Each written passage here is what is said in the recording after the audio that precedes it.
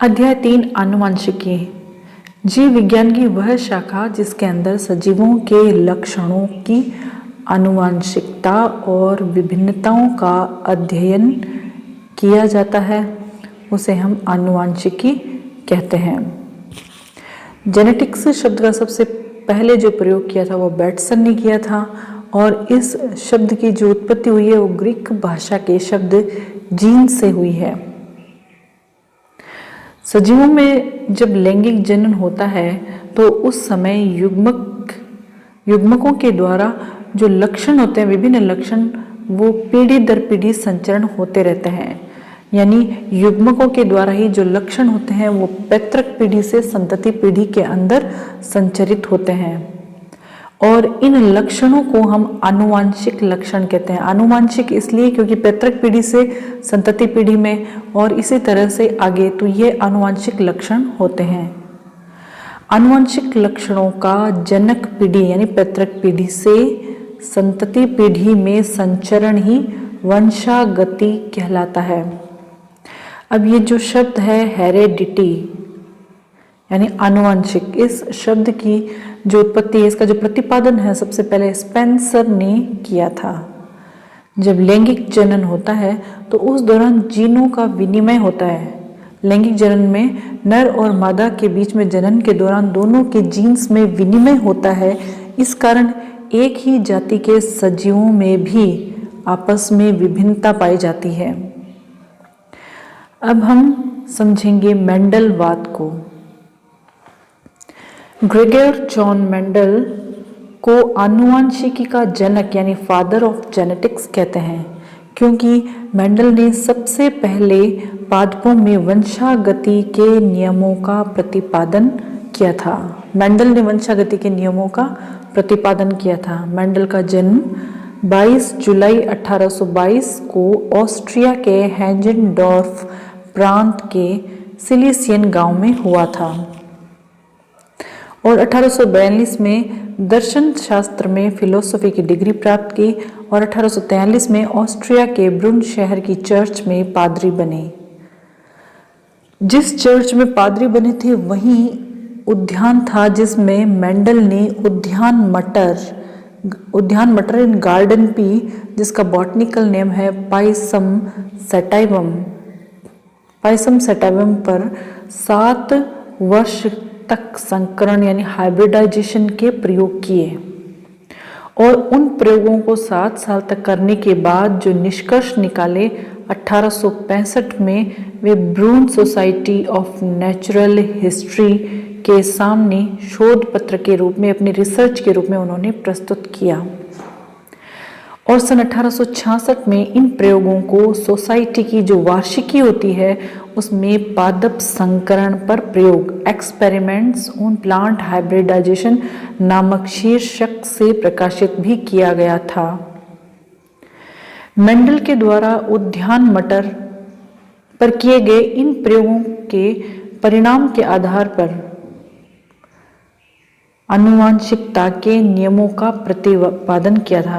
यानी मेंडल ने 7 साल तक उद्यान मटर यानी पाइसम सैटाइवम पर जो प्रयोग किए, उनसे जो परिणाम प्राप्त हुए, उन परिणामों के आधार पर ही उन्होंने आनुवंशिकता के नियमों का प्रतिपादन किया था और आनुवंशिकता के नियमों का जो प्रतिपादन है यही मेंडलवाद कहलाता है। उनके नियम ही मेंडलवाद कहलाते हैं। 6 जनवरी 1884 को मेंडल की मृत्यु हो गई थी। अब मेंडल के जो प्रयोग है आनुवंशिकी के अंतर्गत वे बेहद सफल रहे हैं। बहुत सारे वैज्ञानिकों ने बहुत से प्रयोग किए आनुवंशिकी के अंदर, लेकिन उन सभी में मेंडल के प्रयोग सर्वाधिक सफल रहे। उनके प्रयोग क्यों सफल रहे, तो उनकी सफलता के कारण इस तरीके से है। मेंडल ने अपने प्रयोग में एक समय में एक ही लक्षण की वंशागति का अध्ययन किया। नंबर 2, मेंडल ने अपने संकरण प्रयोगों के सभी आंकड़ों का सावधानी पूर्वक सांख्यिकी विश्लेषण यानी उन्होंने जो गणितीय स्वरूप था उसका भी रिजल्ट उन्होंने रखा, आंकड़ों के रूप में रिजल्ट रखा और मेंडल ने अपने प्रयोग के लिए पादप का चुनाव भी बहुत ही सावधानी पूर्वक उसके विभिन्न गुणों को ध्यान में रखते हुए किया। तो ये 3 कारण थे, एक समय में एक लक्षण की वंशागति, और प्रयोगों के जो आंकड़े थे उनका सांख्यिकी विश्लेषण किया, और जिस पादप का चुनाव किया वो भी बहुत ही सावधानी पूर्वक किया। तो ये तीनों कारण थे वो मेंडल की सफलता के प्रमुख कारण रहे हैं। मेंडल ने अपने प्रयोग के लिए उद्यान मटर यानी पायसम सटाइवम का चयन किया। अब इस पादप का चयन करने का मुख्य कारण ये था कि यह जो पादप होता है उद्यान मटर, यह 1 वर्षीय एनुअल होता है।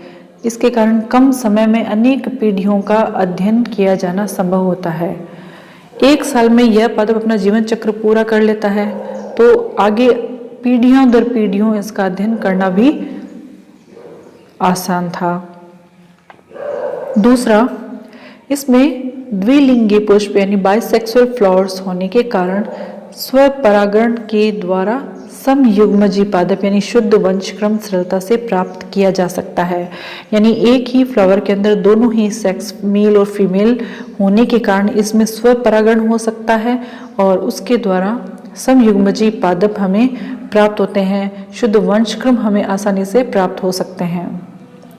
और यदि इस द्विलिंगी पुष्प का विपुंसन किया जाए तो कृत्रिम विधि के द्वारा, तो पर परागण भी इसमें आसानी से हो सकता है। और सबसे महत्वपूर्ण लक्षण है, महत्वपूर्ण जो गुण है इसके अंदर, मटर के अंदर, वो ये था कि मटर के पौधे में विभिन्न विप्रियासी जो लक्षण थे उसके जोड़े पाए जाते हैं।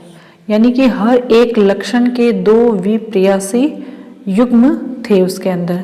जैसे 7 जोड़ी इन्होंने विप्रियासी लक्षण मटर के अंदर देखे थे। वह पादप की ऊंचाई के अंदर लक्षण थे। जैसे अगर ऊंचाई का हम लक्षण ले तो उसके अंदर एक लंबापन था, एक बोनापन भी था। लंबे पौधे भी इसके अंदर पाए जाते हैं और बोने भी पाए जाते हैं। पुष्प की स्थिति, पुष्प कक्षीय भी थे और अग्रस्थ यानी टर्मिनल आगे की तरफ लगे हुए, तो ये दोनों तरह की स्थिति इसमें देखने को मिलती है मटर के पौधे में।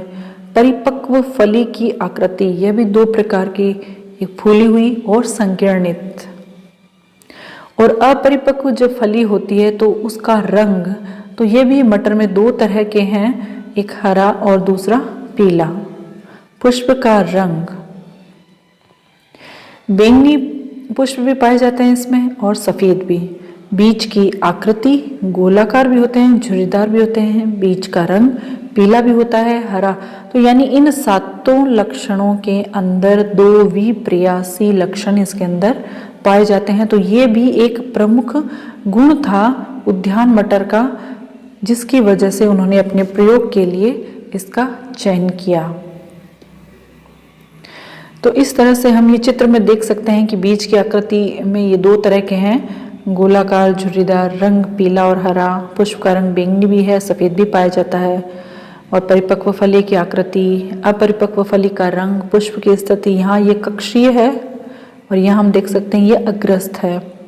तो इस तरह के लक्षणों के कारण ही मटर जो है, मटर का जो पादप है वो मेंडल की प्राथमिकता में रहा था। अब आता है मेंडलवाद की पुनर्खोज। मेंडल के नियमों की पुनः खोज कैसे हुई? तो मेंडल ने जो वंशागति के नियम दिए थे वे लगभग 35 वर्षों तक उपेक्षित रहे। उसके बाद हॉलैंड के ह्यूगो डी व्रिज और जर्मनी के कार्ल कोरेंस और ऑस्ट्रिया के एरिक वॉन शेरमॉक ने अलग अलग रूप से कार्य किया और सन 1900 में उन्होंने वही परिणाम अपने प्रयोगों से प्राप्त किए जो मेंडल ने प्राप्त किए थे। इसीलिए इन नियमों को मेंडल की नियमों की पुनः खोज कहा गया। तो मेंडल के जो नियमों की पुनः खोज यानी रीडिस्कवरी की थी हॉलैंड के ह्यूगो डी व्रिज, जर्मनी के कार्ल कोरेंस और ऑस्ट्रिया के एरिक वॉन शेरमॉक ने। अब हम पढ़ेंगे आनुवांशिकी शब्दावली। आनुवांशिकी के अंतर्गत जो शब्द आते हैं उनके क्या अर्थ है उसको समझेंगे।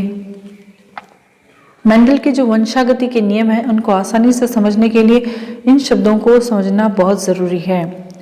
सबसे पहला है जीन। जीन क्या होते हैं? तो जीन वे कारक होते हैं जो किसी एक लक्षण को नियंत्रित करते हैं, उसे जीन कहते हैं। मेंडल के द्वारा इनके लिए जो शब्द काम में लिया गया था वह कारक था, लेकिन जॉनसन ने सबसे पहले जीन नाम दिया था। यानी कोई भी कारक, जैसे एक लक्षण है लंबाई, तो लंबाई को जो कारक नियंत्रित करता है वह कारक जीन कहलाता है। अब आता है युग्म विकल्पी। युग्म विकल्पी यानी एलिलोमॉर्फ। किसी एक लक्षण को जो नियंत्रित करने वाले जीन होते हैं उसके दो विपर्यासी स्वरूप होते हैं, उसको युग्म विकल्पी कहते हैं। एक लक्षण यानी पौधे की ऊंचाई, उसको नियंत्रित करने वाले जीन है उसके दो विपर्यासी स्वरूप, जैसे लंबापन और बोनापन। ये दोनों विपर्यासी स्वरूप है, लंबापन, बोनापन। और लक्षण एक है पौधे की ऊंचाई। अब उसको जो नियंत्रित कर रहा है उसको हम कहते हैं युग्म विकल्पी।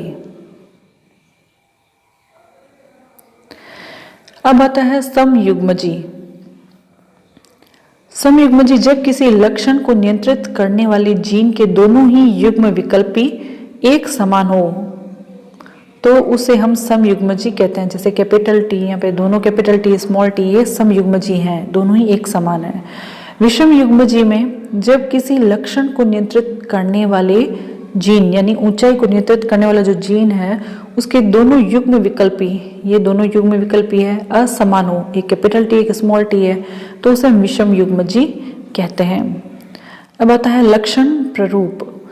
लक्षण प्ररूप होता है फिनोटाइप। जैसा कि नाम से ही पता चलता है कि कोई सजीव है, उसके बाह्य जो प्रतीत बाहर से हमें कैसा दिखता है उसको हम लक्षण प्ररूप कहते हैं।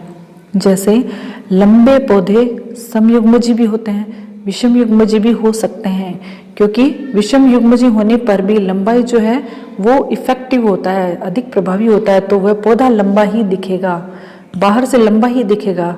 तो लक्षण प्ररूप में तो विषम युग्मजी भी समयुग्मजी के समान हुआ, तो यह लक्षण प्ररूप हुआ। अब इसी तरह से जीन प्ररूप, जीनोटाइप। किसी सजीव की आनुवंशिकी जो रचना होती है उसको हम जीन प्ररूप कहते हैं, यानी जो बाहर से नहीं दिखे बल्कि उसके जो युग्म विकल्पी है वो किस तरीके से है, आनुवंशिकी रचना किस तरीके से है, तो वो जीन प्ररूप कहलाता है। जैसे शुद्ध समयुग्मजी लंबा होगा, उसके अंदर दोनों युग्म विकल्पी कैपिटल टी, और अशुद्ध यानी विषम युग्मजी लंबा होगा, ये कैपिटल टी स्मॉल टी। तो ये जीनी स्ट्रक्चर जो है ये दोनों की अलग है, यह जीन प्ररूप कहलाता है। अब आते हैं प्रभावी लक्षण। प्रभावी लक्षण वे होते हैं जो F1 पीढ़ी में अपने आप को अभिव्यक्त कर पाते हैं, प्रभावी लक्षण कहलाते हैं। यानी कि पैतृक पीढ़ी से संतति पीढ़ी की जो पहली पीढ़ी होती है उसके अंदर जो लक्षण प्रकट होते हैं वे लक्षण प्रभावी होते हैं।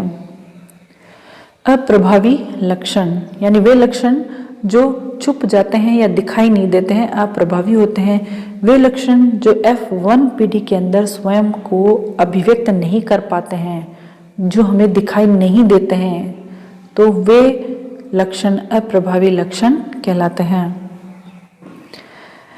इसी तरह से एक संकर संकरण, मोनोहाइब्रिड क्रॉस, यानी वह संकरण जिसमें एक लक्षण की ही वंशागति का अध्ययन किया जाता है उसे हम एक संकर संकरण कहते हैं। यानी कि पैतृक पीढ़ी से जब हमने संतति पीढ़ी प्राप्त की है तो उस पीढ़ी के दौरान हमने सिर्फ एक ही लक्षण पर ध्यान दिया है, उसमें क्या परिवर्तन हुआ है जीन प्ररूप में या लक्षण प्ररूप में, तो उसका जो अध्ययन है वह एक संकर संकरण कहलाता है। इसी तरह से द्विसंकर संकरण, वह संकरण जिसमें दो लक्षणों की वंशागति का अध्ययन किया जाता है उसे द्विसंकर संकरण कहते हैं। यानी एक संकर में एक लक्षण की वंशागति, द्विसंकर नाम से पता चल रहा है कि दो लक्षणों की वंशागति का अध्ययन करते हैं, उसे द्विसंकर संकरण कहते हैं। और इसी प्रकार त्रिसंकर संकरण में वह संकरण जिसमें तीन लक्षणों की वंशागति का अध्ययन किया जाता है उसे त्रिसंकर संकरण कहते हैं, ट्राई हाइब्रिड क्रॉस। और फिर बहुसंकर संकरण में वह संकरण जिसमें कई लक्षणों की वंशागति का अध्ययन करते हैं उसे हम बहुसंकर यानी पॉलीहाइब्रिड क्रॉस कहते हैं। अब आता है परीक्षण संकरण, टेस्ट क्रॉस। वह संकरण जिसमें F1 पीढ़ी का संकरण अप्रभावी लक्षण प्ररूप वाले जनक के साथ किया जाता है परीक्षण संकरण कहलाता है।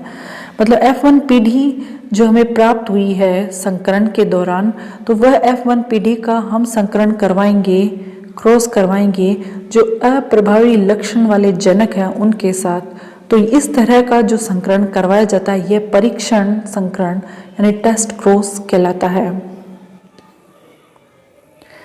और अब आता है संकर पूर्वज यानी पश्च संकरण, बैक क्रॉस। बैक यानी पीछे चलना। वह संकरण जिसमें F1 पीढ़ी का संकरण जनकों में से किसी एक के साथ किया जाता है संकर पूर्वज संकरण कहलाता है। यानी संकर यानी तो F1 पीढ़ी, पूर्वज यानी उसके जनक। तो संकर पीढ़ी यानी F1 पीढ़ी का उसके दोनों जनकों में से किसी एक के साथ यदि संकरण होता है, करवाया जाता है, तो उसे हम संकर पूर्वज या पश्च संकरण कहते हैं। अब होता है व्युत्क्रम संकरण, रेसिप्रोकल क्रॉस। वह संकरण जिसमें एक पादप है A और जिसका जीन प्ररूप है कैपिटल T यानी समयुग्मजी है, इसको नर, और B पादप है जिसमें समयुग्मजी स्मॉल t यानी बोना पादप है, यह मादा जनक के रूप में प्रयुक्त किया जाता है।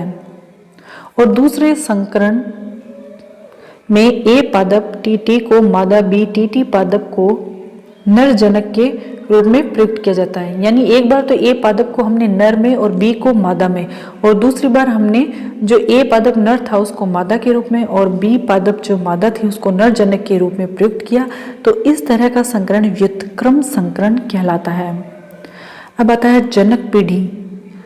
संतति प्राप्त करने के लिए जिन पौधों का संकरण कराया जाता है, हमें जब F1 पीढ़ी प्राप्त करनी हो, संतति पीढ़ी प्राप्त करनी हो, तो उसके लिए जिन पौधों का संकरण करवाया वह पीढ़ी जनक यानी पेरेंटल जनरेशन कहलाती है।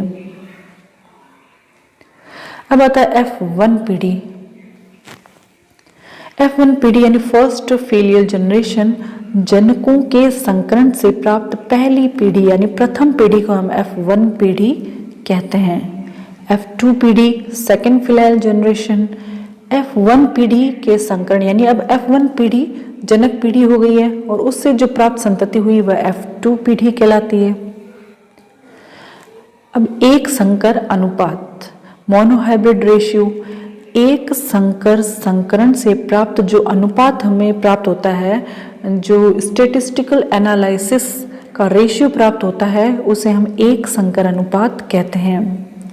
द्विसंकर अनुपात में द्विसंकर संकरण करवाने पर जो प्राप्त होता है, स्टैटिस्टिकल एनालिसिस के दौरान जो रेशियो, जो अनुपात हमें प्राप्त होता है उसे हम द्विसंकर अनुपात कहते हैं। तो ये सारी शब्दावली हो गई जो हम आनुवांशिकी के अंदर वंशागति के नियमों को समझने के लिए काम में लेते हैं। अब हम समझेंगे मेंडल के वंशागति के नियम हमारे इसी चैनल एक्सीलेंट लर्निंग के अगले वीडियो में।